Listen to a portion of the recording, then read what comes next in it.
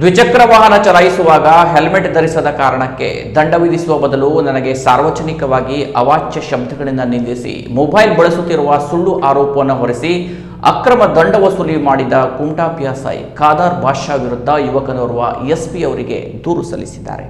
ತಾಲೂಕಿನ ದೇವಗಿರಿ ಗ್ರಾಮ ಪಂಚಾಯತ್ ವ್ಯಾಪ್ತಿಯ ದಾರೇಶ್ವರ ನಿವಾಸಿ ಅಕ್ಷಯ ಮಂಜುನಾಥ್ ನಾಯ್ಕ್ ಪಿಎಸ್ಐ ವಿರುದ್ಧ ದೂರು ದಾಖಲಿಸಿದ ಯುವಕ.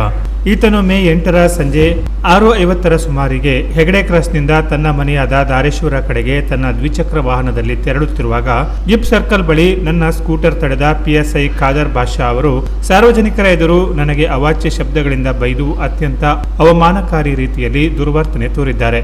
ನಾನು ಹೆಲ್ಮೆಟ್ ಧರಿಸದ ಕಾರಣಕ್ಕೆ ದಂಡ ವಿಧಿಸುವುದು ಕಾನೂನುಬದ್ಧವಾದರೂ ಯಾವುದೇ ದೃಢವಾದ ಸಾಕ್ಷ್ಯವಿಲ್ಲದೆ ವಾಹನ ಚಾಲನೆ ವೇಳೆ ಮೊಬೈಲ್ ಬಳಕೆ ಎಂಬ ಸುಳ್ಳು ಆರೋಪವನ್ನು ಕೂಡ ಸೇರಿಸಿ ಒಟ್ಟು 3,000 ರೂಪಾಯಿ ದಂಡ ವಿಧಿಸಿದರು. ಅದರಲ್ಲೂ 1,000 ರೂಪಾಯಿ ನಗದು ರೂಪದಲ್ಲಿ ಯಾವುದೇ ಅಧಿಕೃತ ದಾಖಲೆ ನೀಡದೆ ಪಡೆದುಕೊಂಡಿದ್ದಾರೆ. 2,000 ರೂಪಾಯಿ ಹಣವನ್ನು ಫೋನ್ ಪೇ ಮೂಲಕ ಒತ್ತಾಯಪೂರ್ವಕವಾಗಿ ಪಡೆದಿದ್ದಾರೆ. ಆದರೆ ರಸೀದಿಯನ್ನು ಕೇವಲ 2,000 ರೂಪಾಯಿಗೆ ಮಾತ್ರ ನೀಡಿದ್ದಾರೆ. ಇದು ಅವರ ಅಕ್ರಮ ವಸೂಲಿ ಹಾಗೂ ಭ್ರಷ್ಟಾಚಾರದ ಲಕ್ಷಣವನ್ನು ತೋರಿಸುತ್ತದೆ.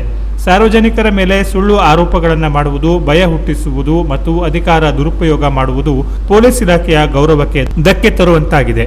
ಪೊಲೀಸ್ ಇಲಾಖೆ ಒದಗಿಸಿರುವ ಬಾಡಿ ಕ್ಯಾಮೆರಾ, ಹಿಡನ್ ಕ್ಯಾಮೆರಾ ಬಳಸದೆ ಇಂತಹ ಘಟನೆಗಳನ್ನು ಉದ್ದೇಶಪೂರ್ವಕವಾಗಿ ದಾಖಲಿಸದೇ ಇರುವುದು ಅನುಮಾನ ಮೂಡಲು ಕಾರಣವಾಗಿದೆ.